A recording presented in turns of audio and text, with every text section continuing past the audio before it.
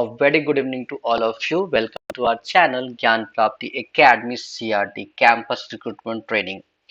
दोस्तों, आप सबको पता है कि अभी हम परसेंटेजेस रन कर रहे हैं। इससे पहले हमने 8 वीडियोस अपलोड कर दिए हैं परसेंटेज के। तो जिन बच्चों ने जो बच्चे आज फर्स्ट टाइम वीडियोस देख रहे हैं वो वीडियो बच्चे पहले प्रीवियस वीडियोस को देखें। उसके लिए आई बेल बटन पे क्लिक कीजिए, वहां पे TCS NQT 2025 का आपको प्लेलिस्ट मिल जाएगा। वीडियोस को कंप्लीट देखिए। बहुत सारे बेसिक इंफॉर्मेशन रिगार्डिंग एग्जाम्स भी आपके साथ ऑलरेडी शेयर किए जा चुके हैं। बढ़ते हैं आज अपने नए टॉपिक की तरफ। आज का टॉपिक है सैलरी बेस्ड प्रॉब्लम। ध्यान रखिएगा, ये सैलरी बेस्ड प्रॉब्लम आपका प्रीवियस जो कॉन्सेप्ट हमारा सक्सेसिव और इसके साथ साथ जो हमने एक बेसिक कॉन्सेप्ट पढ़ा है परसेंटेज का, उसके ऊपर बेस्ड है। कुछ भी नया नहीं है। कैलकुलेशन से वेराइटी ऑफ कॉन्सेप्ट्स हम यहाँ वेराइटी ऑफ क्वेश्चंस हम यहाँ पे समझने की कोशिश कर रहे हैं। हाँ, एक बेसिक कॉन्सेप्ट होता है रिगार्डिंग, वो मैं अभी आपके साथ डिस्कस कर देता हूँ। जैसे फॉर एग्जांपल अगर मैं बात करूँ इनकम, जिसको हम दूसरे टर्म में सैलरी भी कह रहे हैं, ठीक है, ये जो होता है ये आपका इक्वल होता है आपके सेविंग प्लस आपके एक्सपेंस के। इनके समेशन को हम या तो सैलरी कह रहे हैं या तो हम यहाँ पे इनकम कह रहे हैं। क्वेश्चन में इनकम वर्ड भी यूज हो सकता है, क्वेश्चन में सैलरी वर्ड भी यूज हो सकता है। शॉर्ट में कहें तो I is equal to S plus E। इसी के बेसिक्स पे हमें क्वेश्चंस बनाने हैं। फॉर एन एग्जाम्पल, अगर मैं यहाँ पे परसेंटेज के फॉर्म में कंसिडर करूँ और मैं कहता हूँ, बाय डिफॉल्ट सबको पता है किसी भी पर्सन की इनकम 100% होगी, ठीक है। अगर मैं आपको कहता हूँ कि मैंने 40% सेव किया है, ये इंडिकेट करता है कि मैंने 60% क्या क्या क्या है एक्सपेंस किया। ये 60 कैसे आया बच्चों? ये आपका 100 माइनस 40 का calculation value, that is 60%। Got it. अगर मैं कहता हूं कि मैंने 28% सेव किया है, इसका मतलब मेरा एक्सपेंस 72% का होगा। That is the basic concept, ठीक है ना। ये सबको पता होगा कि भाई अगर मैं सेविंग प्लस एक्सपेंस को मिला दूं तो मुझे वहां से क्या मिलेगा? इनकम मिलेगा। Now come to the question. First question है कि Kapil saves 25% of his monthly salary. देखिए, अभी यहाँ पे उसने सेव कितना किया है? 25%। अगर उसका सेविंग 25% है, इसका क्लियर मतलब है कि उसने एक्सपेंस कितना किया है? 75% किया है। ध्यान रखिएगा, ये मैं डेटा परसेंटेज के फॉर्म में लिख रहा हूँ, ठीक है। बढ़ते हैं आगे। कहता है इफ इज मंथली एक्सपेंडिचर, यानी उसका जो खर्चा है वो कितना है? अगर उसका मंथली खर्च 72,000 है तो बताइए उसकी मंथली सेविंग क्या होगी? बताइए उसकी मंथली सेविंग क्या होगी? तो दोस्तों यहाँ पे मुझे समझ में आ रहा है कि 75% की वैल्यू 72,000 गिवन है, ठीक है। तो मुझसे सेविंग पूछ रहा है, मतलब 25,000 की वैल्यू क्या हो जाएगी? That will B x. ये इसका 1/3 है, तो यहाँ की भी वैल्यू इसकी 1/3 होगी। और अगर मैं 72,000 का 1/3 फाइंड आउट करूंगा तो मुझे 24,000 मिलेगा, ठीक है। मुझे 24,000 मिलेगा। It mean the correct answer is option C. अच्छा, एक बात यहाँ पे और ध्यान रखिएगा, एक बात यहाँ पे और ध्यान रखिएगा। अगर बच्चों को ये मेथड नहीं समझ में आ रहा है रेशियो का, जो मैंने बताया है और प्रीवियस वीडियो में बताया भी, तो जिनको आज नहीं समझ में आ रहा है वो प्रीवियस वीडियो भी देख सकते हैं। स्टिल इसका मैंने ऑल्टरनेट ये भी बताया है कि आप क्रॉस मल्टीप्लीकेशन कर सकते हैं। तो x इज इक्वल टू हो जाएगा 72,000 मल्टीप्लाई बाय 25 अपॉन 75। तो ये डेटा 3 टाइम्स है, उसके बाद आप इसको सॉल्व कर लीजिए, तो यहां से भी आपकी वैल्यू 24,000 ही आएगी, ठीक है। अच्छा, एक बात यहाँ पे और समझते हैं। मान लेते हैं कि कभी ऐसा हुआ और कभी कभी देखा भी गया है एग्जाम में कि सपोज आपसे वो मंथली इनकम की जगह क्या पूछ दे?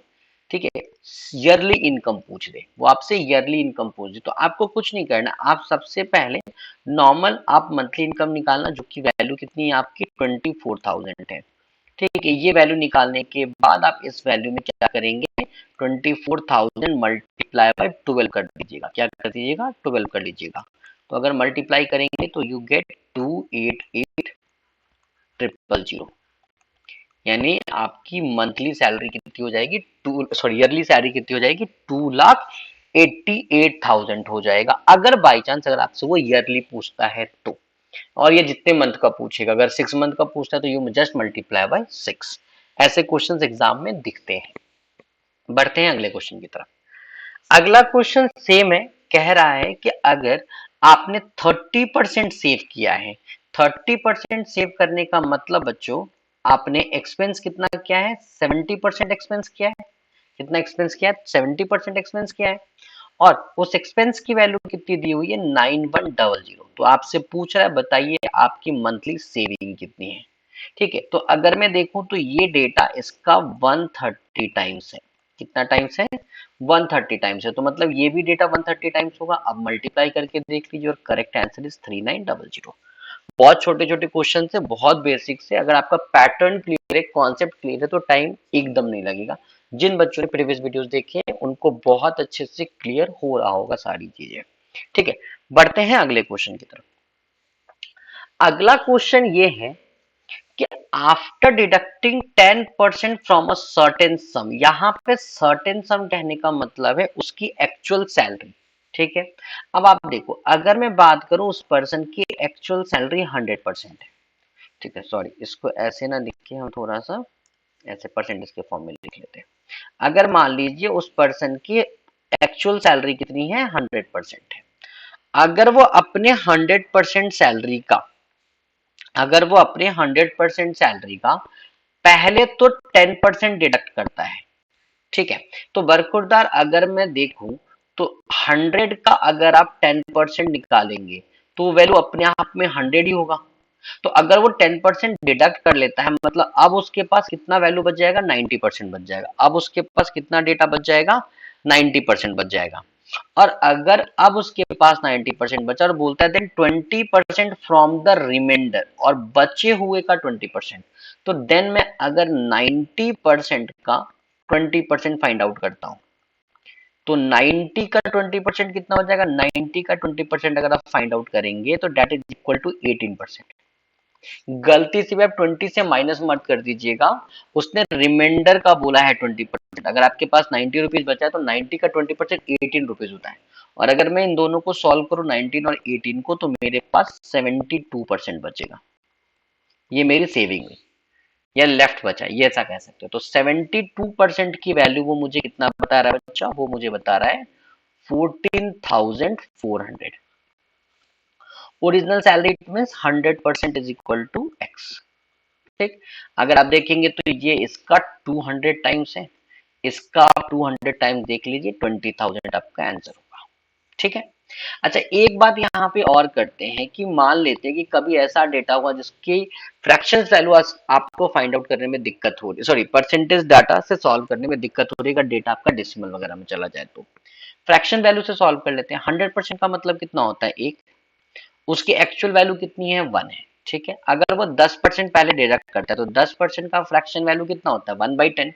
1/10 अगर उसने डिडक्ट किया है मतलब उसके पास बचा कितना, 9/10। ठीक है, उसके बाद उसके 20% उसने और खर्च किया, तो 20% खर्च करने का मतलब वो 1/5 खर्च कर रहा है, तो मतलब उसके पास बचा कितना, 4/5। ठीक है, और ये वैल्यू किसके बराबर होनी चाहिए, ये वैल्यू बराबर होनी चाहिए 14,400 की। क्योंकि मुझे ओरिजिनल सम निकालना है, मतलब मुझे इस वन की वैल्यू पता करनी है, तो इस वन की वैल्यू पता करनी, तो मैं वन को इधर छोड़ दूंगा। 14,400 multiply by 10 multiply by 5 upon में 9 मल्टीप्लाई बाई 4। देखो ये तो मल्टीप्लिकेशन 36 होता है और ये उसका 4 टाइम्स है, तो ये आपका 400 हो जाएगा। इसको कैंसिल के बाद में कर लो, बाकी मल्टीप्लिकेशन आपको अगेन 20,000 ही देगा। तो आप फ्रैक्शन मेथड से बनाइए या परसेंटेज मेथड से बनाइए, जो भी आपको इजी लग रहा है आप उस मेथड को यूज कर सकते हैं। बढ़ते हैं अगले क्वेश्चन की तरफ। अगला क्वेश्चन है जिसमें कह रहा है कि रंजीत नाम का एक लड़का है, Ranjit spends 25% of his salary on a food. Ranjit नाम का कोई लड़का है जो अपने खाने के ऊपर में 25% खर्च करता है। ठीक है, 15% on a transport, and donates 4% on NGO. अगर मैं इस क्वेश्चन में देखूं तो कहीं पे रिमेनिंग या रिमाइंडर वर्ड यूज नहीं किया है, मतलब ये सारा डिडक्शन उसके एक्चुअल सैलरी से हो रहा है। तो टोटल डिडक्शन देखा जाए बच्चों को कितना हो गया, 25% प्लस 15% प्लस 4%। ठीक है, अगर मैं टोटल कैलकुलेशन देखूं तो 44% उसने अभी तक एक्सपेंस कर दिया है, और वो बता रहे हैं कि वो अमाउंट किसके बराबर है, 3520 के बराबर है। तो मैं कह सकता हूं कि 44% की वैल्यू 3520 है। तो आपसे पूछ रहा है बताइए टोटल सैलरी कितनी, तो इट मीन्स 100% की वैल्यू पूछ रहा है, दैट विल बी एक्स। ठीक है, अगर देखा जाए तो यहाँ पे आपको नहीं समझ में आ रहा, पर ये जो वैल्यू है इसकी ये 80 टाइम्स है। ठीक है, अगर कैलकुलेशन में इश्यूज है तो करके देख लीजिए। एक्स इज इक्वल टू आप क्या लिखेंगे, 3520 मल्टीप्लाई बाई 100 अपॉन में 44। ठीक है, 4 से कट कर लीजिए, 11 टाइम्स में कट जाएगा, 4 से कट कर लीजिए, 8 4 जा 32, 8 4 जा 32 अगेन, और ये आपका 80 टाइम्स में कट जाएगा, तो आपका आंसर 8000 आएगा। ठीक है, अब यहाँ पे एक चीज देखो, अगर मैं अभी स्टार्टिंग से क्वेश्चंस को स्टार्ट करता हूँ, ठीक है, ये मेरा पहला स्लाइड था जहां पे मैंने आपको बेसिक्स दिखाया कि अगर मुझे मंथली सैलरी पता है, मुझे सेविंग पता है, एक्सपेंस दिया हुआ, तो मंथली सेविंग निकालिए। दो क्वेश्चन उसके ऊपर बेस्ड था। तीसरे में मैंने आपको रिलेशंस के ऊपर दिखाया कि अगर रिमाइंडर डेटा वर्ड यूज कर लेता है तो आप डायरेक्ट डिडक्शंस नहीं करेंगे एक्चुअल वैल्यू से, और अभी जो क्वेश्चन मैंने किया इसमें रिमाइंडर वर्ड यूज नहीं हुआ था, तो इसका मतलब आप समझ रहे हैं कि ये जो डिडक्शन हो रहा है वो उसके एक्चुअल सैलरी से हो रहा है। तो दोनों क्वेश्चन में क्या डिफरेंस है, थर्ड वाले क्वेश्चन में अगर हम देखें तो वहां पे जो सैलरी डिडक्शन हुआ है वो किससे हुआ है, आपका रिमाइंडर डेटा से हुआ, वो किससे हुआ है, रिमाइंडर डेटा से हुआ है। और अगर मैं इस क्वेश्चन की बात करूं तो इस क्वेश्चन में डेटा आपका सैलरी कहां से डिडक्ट हो रहा है, डायरेक्ट वैल्यू से डिडक्ट हो रहा है। तो ध्यान रखिएगा कि अगर रिमाइंडर से डिडक्ट होता है तो हम सक्सेसिव कॉन्सेप्ट लगाते हैं, डायरेक्ट डिडक्ट होता है तो सीधा 100 से वैल्यू माइनस होता है। Now come to the next. यहाँ पे देखा जाए तो कहता है कि वंशिका नाम की लड़की है जो 30% सैलरी अपने सैलरी का 30% क्लॉथ पे खर्च करती है, 20% रेंट पे खर्च करती है, डायरेक्ट डिडक्शन हो रहा है, 5% इंटरटेनमेंट पे खर्च होता है, और 20% कन्वेंस पे खर्च होता है। If her saving at the end of the month is 3500, अगर उसकी सेविंग मंथ के एंड में 3500 है, तो बताइए उसका पर मंथ इनकम कितना है। तो बच्चों क्योंकि ये डायरेक्ट यहाँ पे देखा जाए डिडक्शन है, तो आप सबको ऐड कर सकते हैं, 30% प्लस 25% प्लस 5% और प्लस 20%। अगर मैं इन सबको ऐड करूं तो ये डेटा 30, ये डेटा 30 60 और ये डेटा 80, मतलब 80% तो आपने खर्च कर दिया, क्योंकि न्यूमेरिकल वैल्यू जो दिया हुआ है 3500 हमें किसका पता है, सेविंग का पता है। तो मैं ये कह सकता हूँ कि 20% की वैल्यू कितनी है, 3500, और आपसे मंथली सैलरी पूछा गया, मतलब 100% की वैल्यू कितनी हो जाएगी, एक्स। आप ऑब्जर्व कीजिए इसका मल्टीपल 5 टाइम्स है, तो मतलब यहाँ पे डेटा मल्टीप्लाई बाय 5 टाइम्स होना चाहिए। आप मल्टीप्लाई करके देखेंगे, गॉट 17,500, व्हाट यू गॉट 17,500।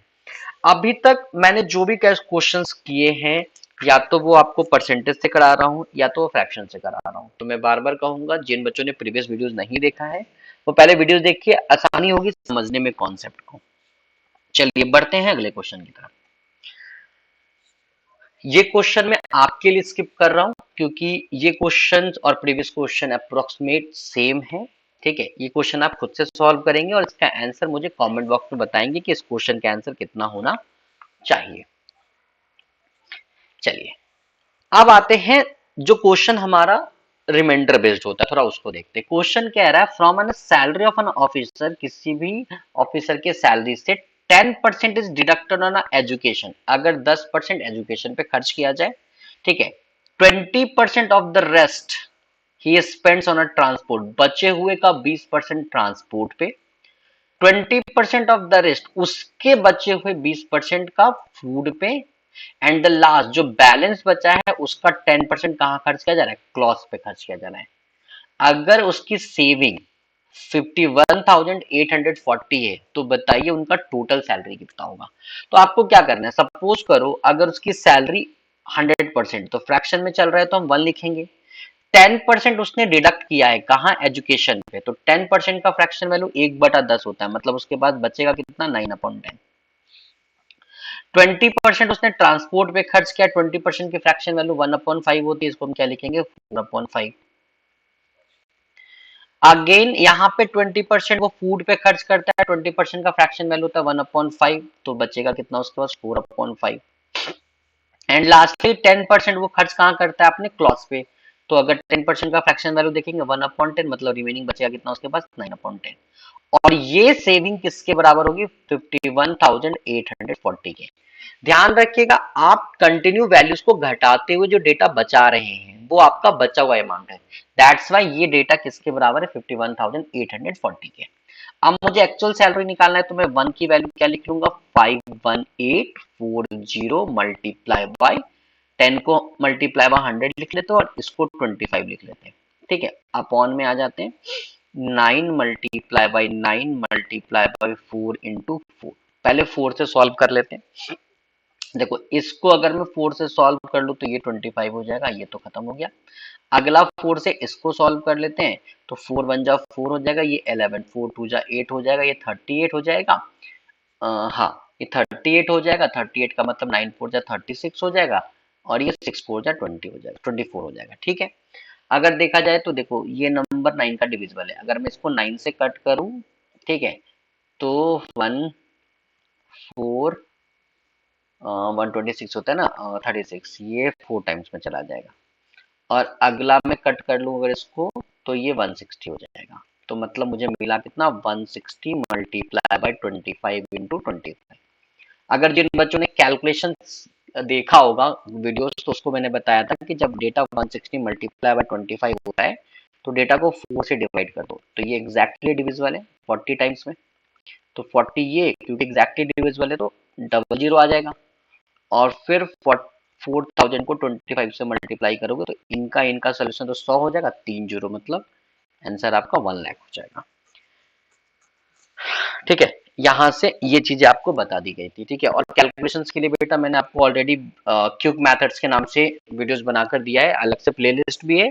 बाकी टीसीएस एनक्यूटी का जो मेन प्लेलिस्ट है उसमें भी ये वीडियोस अटैच है। तो जिन बच्चों ने वो वीडियोस नहीं देखा है तो पहले वो वीडियोस देखिए, ताकि आप अपने कॉन्सेप्ट्स को ज्यादा से ज्यादा बेटर बना सकें। बढ़ते हैं अगले क्वेश्चन की तरफ। अगला क्वेश्चन जो मैंने लिया है ये थोड़ा मिक्सअप है। मिक्सअप कहने का क्या मतलब है, देखो कुछ डेटा आपका रिमाइंडर से डिडक्ट हो रहा है, कुछ डेटा आपका डायरेक्ट डिडक्ट हो रहा है। जैसे कि Sameer spends 24% of his monthly income on food, ये डायरेक्ट डिडक्ट हुआ 100% से, and 15% on education of his children, और ये भी डायरेक्ट हुआ है। तो मतलब अगर देखा जाए तो 24% प्लस 15%, ये तो उसके सैलरी से डायरेक्ट डिडक्ट हुआ है। दैट्स वाई मतलब 39% तो डायरेक्ट 100 से डिडक्ट होगा। ठीक है, नाउ क्या कहता है, ऑफ द रिमेनिंग सैलरी, अब बात आ रही है कि अब रिमेनिंग सैलरी से 20% वो इंटरटेनमेंट पे खर्च कर रहा है और 40% वो कन्वेंस पे खर्च कर रहा है। अब 25% प्लस 20% मतलब 45% वो रिमेनिंग से खर्च किया है। ठीक है, तो जरा समझिए 39% अगर आपके फ्रेंड ने, समीर भाई ने अगर मान लीजिए एक्सपेंड किया, तो डायरेक्टली अगर मान लो कि उसकी ओरिजिनल वैल्यू 1 थी, 39% खर्च कर दिया, मतलब उसके पास 61% बचा, तो that will be written as 61/100। अच्छा, इसके बचे हुए में से 45% खर्च हो गया, तो मतलब 55% उसके पास रिमेनिंग बचेगा। और अगर आप 55% को कन्वर्ट करोगे that will be equal to 11/20, और ये वैल्यू किसके बराबर है, 10736 के बराबर है। ठीक है, तो यहां से मंथली सैलरी फाइंड आउट कर लेते हैं, कितना हो जाएगा, 10736 multiply by 100 multiply by 20 upon में 61 मल्टीप्लाई बाय 11। कुछ समझ नहीं आ रहा तो पहले 11 से डिडक्ट कर लीजिए, यहाँ से अगर करते हैं तो 11 9 जा 99, 8 3 11 7 जा 77, और क्योंकि तो वो 8 3 था, सॉरी 8 3 था तो 77 लिया था तो 6 टाइम्स में चला जाएगा, और ये डेटा आपका 16 बार में चला गया।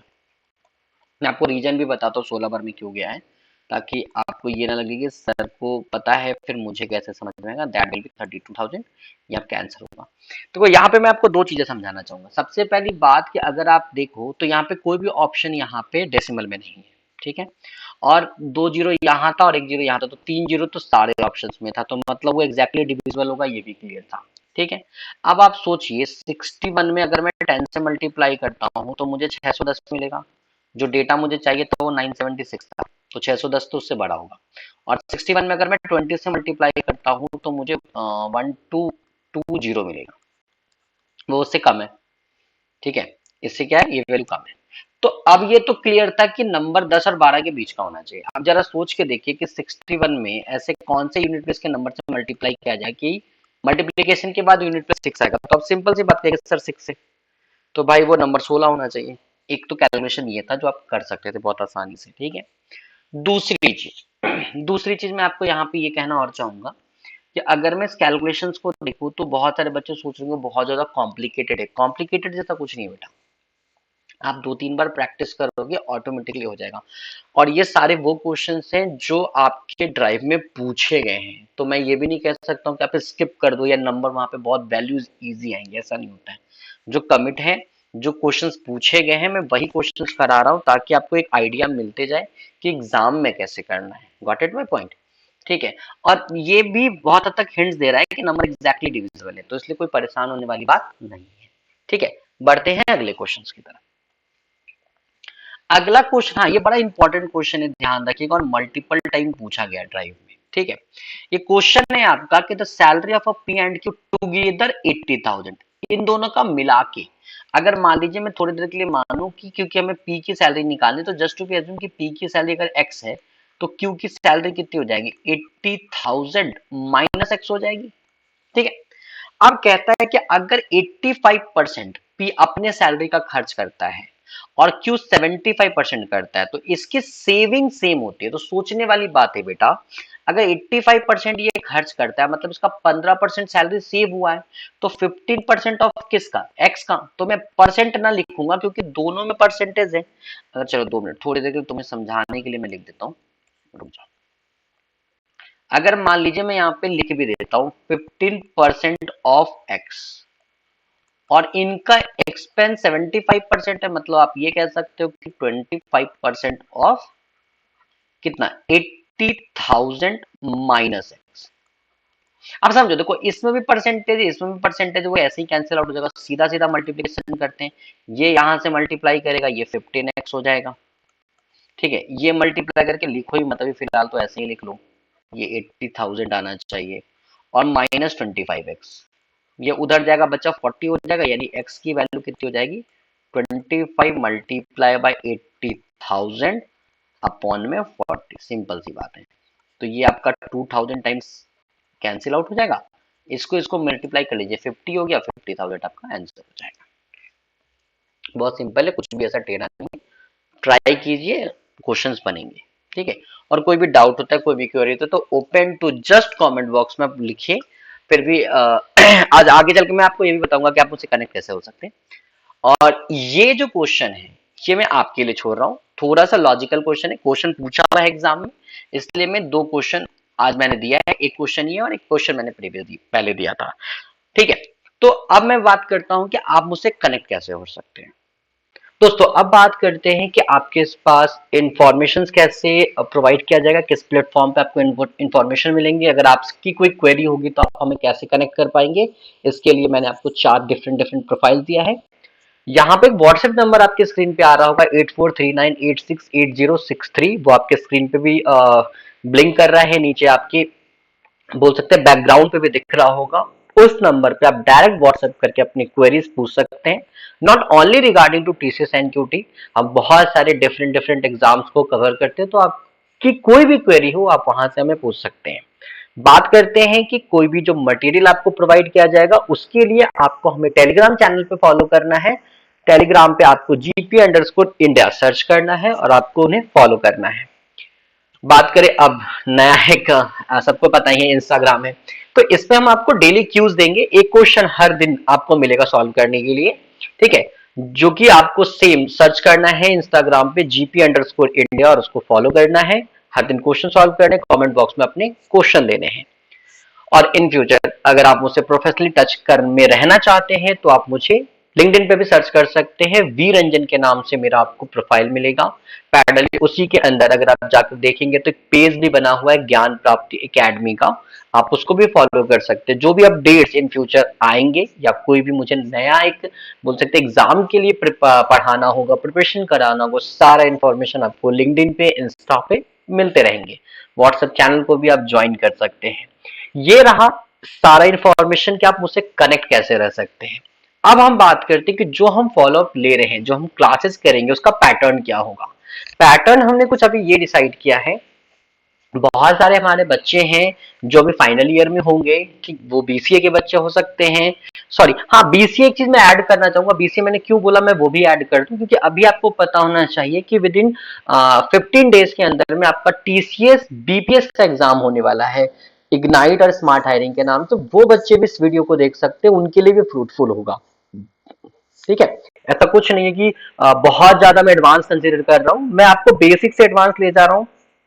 तो बीसीए के भी बच्चे इस वीडियोस को देख सकते हैं, उनके लिए भी बहुत इंपॉर्टेंट होगा, क्लियरली समझ में आएगा। और मैं कमेंट कर सकता हूं, कोई डाउट हो तो एक बार एक रिक्वेस्ट ये है कि वीडियो को रिवाइंड करके देख लीजिए। रादर आप कह सकते हैं कि कमेंट बॉक्स में अपने डाउट्स भेज सकते हैं। हाँ, तो बात करते हैं कि हम क्लासेस कैसे रन करेंगे। तो मंडे टू सैटरडे और माइट भी मंडे टू फ्राइडे। अभी इनिशियल स्टेज पे मंडे टू फ्राइडे, बाद में मंडे टू सैटरडे। हर दिन आपको 9:30 के अप्रॉक्स या 10 o'clock इन अ नाइट यानी 10 PM के अप्रॉक्स में वीडियो मिल जाएगा चैनल पे। ठीक है, और जो भी क्वेरी होती है, जो भी डाउट्स होते हैं, आप कमेंट बॉक्स में लिखिए। अगर सब कुछ अच्छा जा रहा है, वेल एंड गुड। और हम हर संडे आपके लिए लाइव आएंगे। लाइव हम गूगल मीट पे कनेक्ट करेंगे खुद को, उसका लिंक आपको व्हाट्सएप चैनल पे मिल जाएगा। व्हाट्सएप चैनल पे आप हमें फॉलो कर सकते हैं, जैसा कि मैंने आपको नंबर बताया था 8439868063, जो अभी आपकी स्क्रीन पे आ भी रहा होगा। तो हम वहां पे आपको लिंक शेयर करेंगे। डायरेक्टली हम संडे के दिन आपके सारे क्वेरी 1-to-1 सॉल्व करेंगे। Not exactly on only those question which I discuss in last week. अगर आपके अलग से भी कोई क्वेरी हो, कोई डाउट्स हो, तो लाइव क्लास में हम उसको डिस्कस करेंगे और कोशिश करेंगे कि आपके डाउट्स को क्लियर देख किया जाए। तो आज के लिए गाइस इतना ही। थैंक यू सो मच, बने रहिएगा वीडियोस में, और होप सो जितने भी बच्चे वीडियो वॉच कर रहे हैं, टीसीएस एनक्यूटी 2024 आप क्रैक करेंगे, ये वादा कीजिए मुझसे और खुद से। और जो भी आपके फ्रेंड्स आपके कनेक्शंस में है, कनेक्ट में है, और वो एग्जाम अटेम्प्ट कर रहे हैं, तो प्लीज उनके साथ वीडियो शेयर कीजिए ताकि ज्यादा से ज्यादा बच्चे टीसीएस एनक्यूटी को इस साल क्रैक कर सकें। And the last, final, thank you.